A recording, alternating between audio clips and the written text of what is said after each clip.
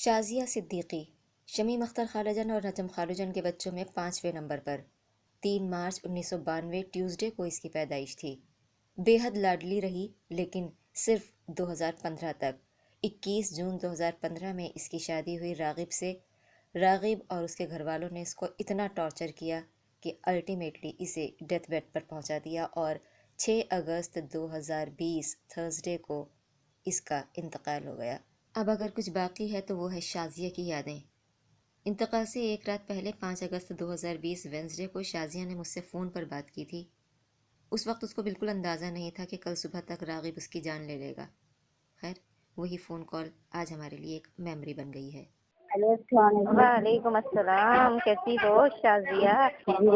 जी, अरे मैडम आप ये बताइए पहले तो मुझे सही सही से कि आपको किसने सिखाया झूठ बोलना? आपको क्या लगता है हम आपके चेहरे से पहचानते नहीं है? आपकी आवाज हमें आवाज से ही पता चल जाएगा कि शाज़िया सच बोल रही है कि झूठ बोल रही है। मैंने क्या झूठ बोला? तो झूठ बोला, मेरी कोई टेंशन मत लेना, मैं बिल्कुल ठीक हूँ। अबे हम अंधे हैं क्या? हमें नहीं पता हमारी शाज़िया कैसी कितनी हंसने खिलखिलाने वाली लड़की थी। नहीं बाजी, उस दिन मेरी तबीयत ठीक थी। चुप रहो तुम। ठीक थी, वो दिख रहा है तुम्हारे चेहरे से। बोला तो जान ही रहा था। फालतू में मेरे से मत बोलना, झूठ में मारूंगी नहीं तो बहुत पकड़ के जिस दिन में मिलोगी। मुझे मेरी एक सेकंड होल्ड करना। हाँ हेलो हेलो, वेरी सॉरी यही होता है, इसीलिए तो यही होता है, इसी वजह से मैं बात नहीं कर पाती हूँ। मैं कहती हूँ अभी करूंगी। अगर आप बिजी हैं हाँ तो रात को बात कर लें। बिल्कुल नहीं अभी करूंगी, क्योंकि अगर अभी नहीं करूंगी तो फिर रह जाएगी बात, फिर अगले दिन के लिए टलती है और अगला दिन फिर इतना ही बिजी हो जाता है। तो अभी कर लेते हैं बात। चलिए, एक तो ये बताओ झूठ ना बोलना। एक तो मेरे साथ मेरे झूठ बोलो, जहाँ मिलोगे ना वहीं पे मैं उतना पीटूंगी जितना तुमने बचपन में मार नहीं खाई होगी मेरे हाथ से। मुझे सही ये बताओ कि तुम्हारी तबीयत अब कैसी है? खबरदार जो झूठ बोला, खबरदार जो झूठ बोला। हाँ इस टाइम तो सही है। कभी कभी एकदम ना अचानक सांस लेने में परेशानी होने लगती है। अब बुखार हो रहा था, मैंने टैबलेट ले ली नर्स से। अच्छा, अब बुखार उतर गया मेरा। अच्छा। हाँ, रिपोर्ट आ गई तुम्हारी? टेस्ट सारे हो गए पूरे? नहीं अभी?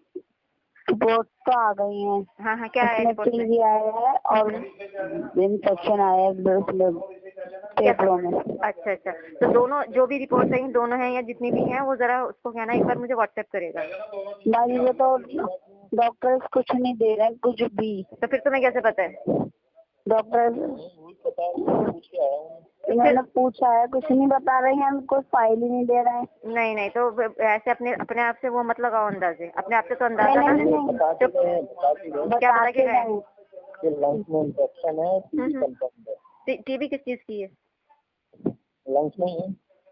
ओके, तो जब भी रिपोर्ट्स आएंगे रिपोर्ट जरा शेयर करना, क्योंकि रिपोर्ट्स वो दे देते हैं, ऐसा कुछ नहीं है। रिपोर्ट प्रिस्क्रिप्शन रहती हैं उनके पास, जो मेडिकल हिस्ट्री होती है वो रहती है उनके पास। समझ में ही नहीं आता। कोई बात नहीं, 24 आवर में एक बार आता है।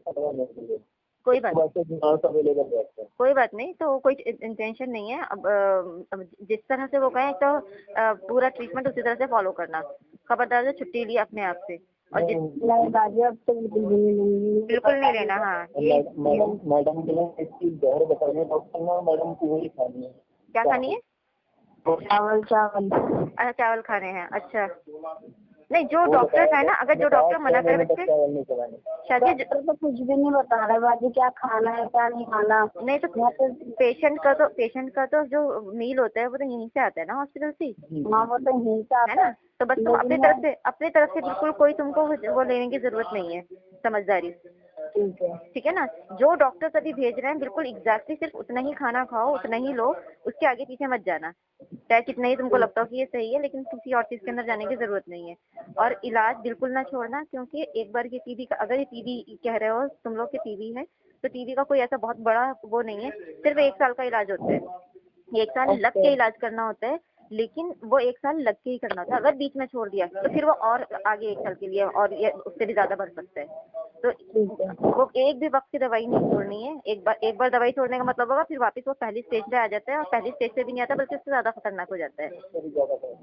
नहीं बाजी मुझे पता, मुझे तो दवाई पूरी बच्चे पता तुम्हें सब कुछ है, लेकिन तुम अपना ख्याल नहीं रख रही हो। तुम्हें पता है तुम्हारा हुलिया क्या हो गया, तुम कैसी थी और कैसी हो गई हो, तुम्हें मालूम है? पता है क्या हो गया है? हाँ, क्योंकि मैं कई दिन से नहाई नहीं हूँ, अब कपड़ा है आज घर के। नहीं फालतू मत बोलो।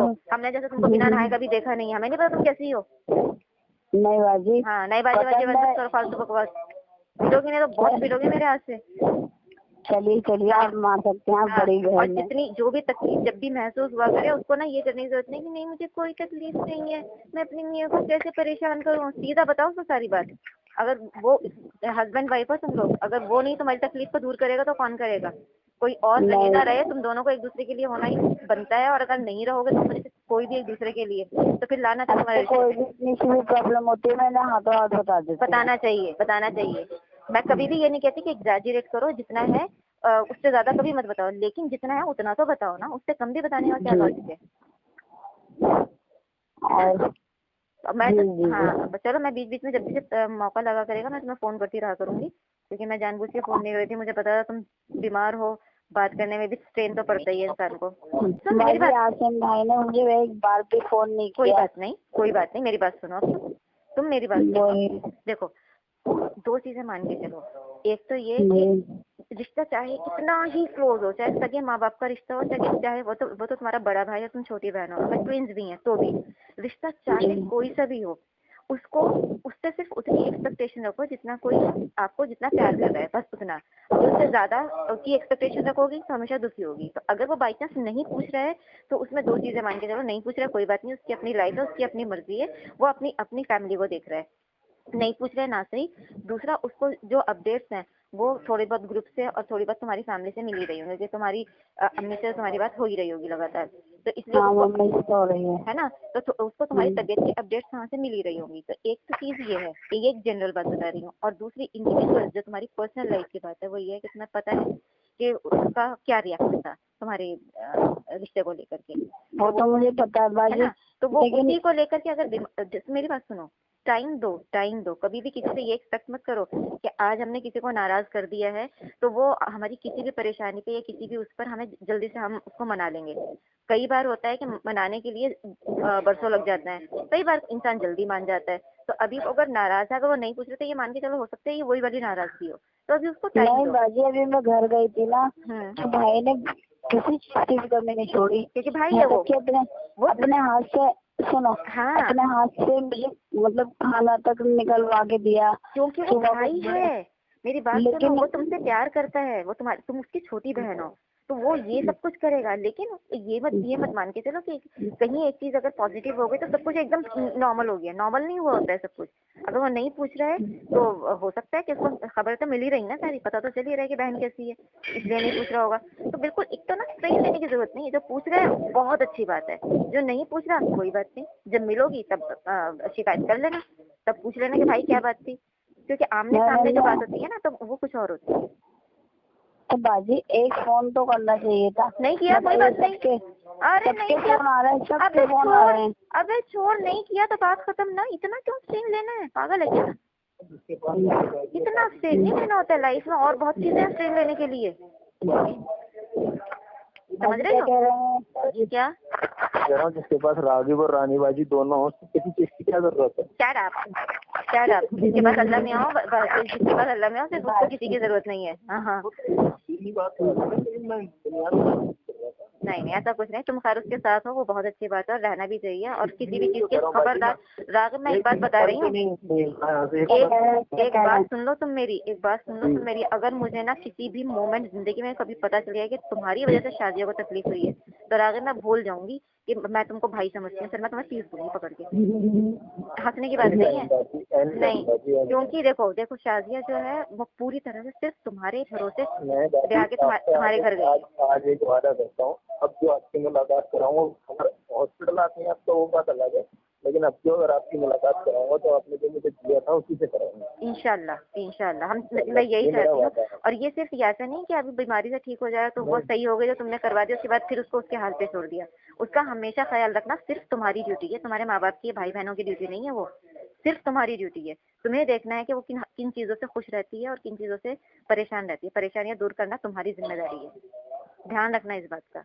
मैं तुमको ब्रदर इन लॉ की तरह नहीं, भाई की तरह समझा रही हूँ, क्योंकि यही बातें मैंने जफर को समझाई थी। ये मत समझना कि मतलब बहनोई हो इसलिए समझा रही हूँ, यही सारी बातें मैंने हमेशा जफर को समझाई है, वो मेरा सगा भाई है।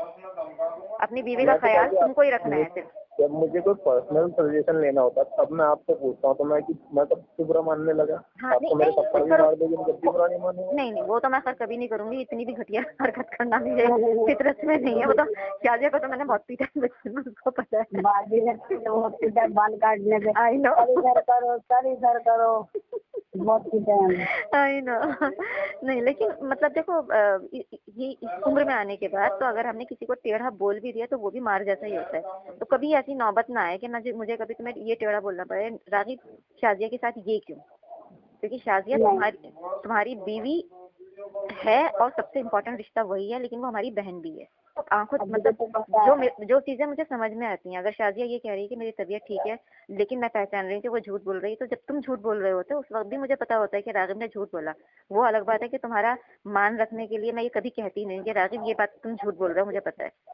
तो इसलिए हाँ, तो ये तो कभी मतलब गवाही मत दिलवाना, मुझे खुद समझ में आ जाता है कि कौन झूठ बोल रहा है कौन नहीं बोल रहा है। लेकिन ऐसे भी बहुत मौके आए होंगे कि तुमने माँ बाप की वजह से इसको भी बहुत कुछ कहा होगा, ये मतलब इसके साथ भी कुछ बदसलूकी की, है ना?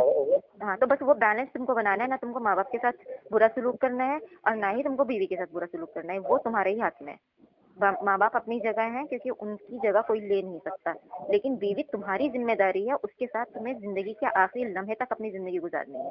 उस तुम्हारी फैमिली, तुम्हारी लाइफ उसी से है। वैसे तो आपने मना किया है गवाही दिलाने में, लेकिन छोटी सी बड़ी मामूली सी शादियाँ खुद बता नहीं, दीजिए। जब नहीं, मुझे नहीं पूछना उससे, मैं तुम्हारी बात पे यकीन करती हूँ, काफी है। मेरी वालदा हार्ट पेशेंट है, जिस दिन से ये एडमिट है उनकी हालत कैसी है शादियाँ बता सकती है आप? शाजिया कैसे बता सकती है? वो बेचारी खुद बीमार पड़ी है यहाँ पर। वही तो बात है बस। हाँ, माँ- वो तो खैर अलग बात है, देखो मैं वो नहीं कह रही हूँ, लेकिन बस ये है कि बैलेंस बनाना तुम्हारा काम है। और हमारा मकसद देखो, हम हमारे लिए कौन प्यारा होता है? जो हमारे अपनों को खुश खुश रख सके। हमारे लिए हमारे वो बहनों ही, हमारे बेस्ट बहनों ही होते हैं जो हमारी बहनों को खुश रखें, और हमारे लिए हमारी वो भाभियां बेस्ट भाभियां होती हैं जो हमारे भाइयों को खुश रख सकें। दैट्स इट, है ना? अगर इस क्राइटेरिया पर कोई इंसान पूरा नहीं उतरता है तो ठीक है भाई, आपकी अपनी जिंदगी, आपको जैसे चलना है आप वैसे चलो, लेकिन दिल में जगह नहीं रहती है, नजरों में रिस्पेक्ट नहीं रहती है, सिंपल सी बात है। ठीक है, तो बस मैं चाहती हूँ कि तुम जिस क्राइटेरिया पे हो उस पे खड़े रहो, तुम उससे नीचे कभी मत आना, जहाँ पे हो वहीं रहो। बाजी डॉक्टर ने भी आप भी आपको भी मैं खाती हूँ ना, ये उड़ जाते हैं। अब तुम ना फालतू बकवास करना बंद करो, चलो शुरू हो गई। हाँ, शुरू हो गई लल्ला चप्पो। क्या कर रहे हैं, क्या चुप रहो बताइए पहले। तो मैं कह रही हूँ, अब मम्मी आपको लल्ला चप्पा करना बंद करो उनके सामने, चुप रहो तुम। नहीं कर रहे, लल्लू चप्पो। चलो मैं जरा काम करूँ शाजिया, चलिए, है ना? मुझे बुलेटिन का टाइम हो रहा है। हाँ हाँ हाँ, और अपना ख्याल रखो, किसी की वजह से ना रोने की जरूरत है ना परेशान होने की जरूरत है, सारे रिश्ते अपने आप सही हो जाते हैं जब आप सही रहो तो। इसलिए जरूरी है सबसे पहले आप हेल्दी रहो, तो अपनी हेल्थ पे ध्यान रखो, ठीक है? ओके, चलो, चाहे जब मुझे फोन कर लो, कोई टेंशन नहीं है, चाहे जिस वक्त कर लो, अगर मैं नहीं अटेंड कर पाऊंगी तो कॉल कर दूंगी। कोई बात नहीं, ठीक है, अल्लाह हाफिज। अल्लाह हाफिज, टेक केयर। हाँ, ठीक है, ओके, बाय। अल्लाह हाफिज।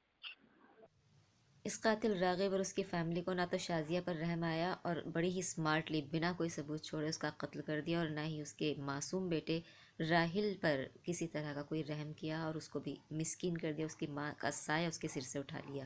खैर, अल्लाह ही राहिल पर रहम करने वाला है और वही शाजिया का इंसाफ करने वाला और उसका इंतकाम लेने वाला है, क्योंकि हम तो कुछ कर नहीं पाए। अल्लाह ताला शाजिया की मग़फ़िरत फरमाए और उसके दर्जात बुलंद करे, आमीन।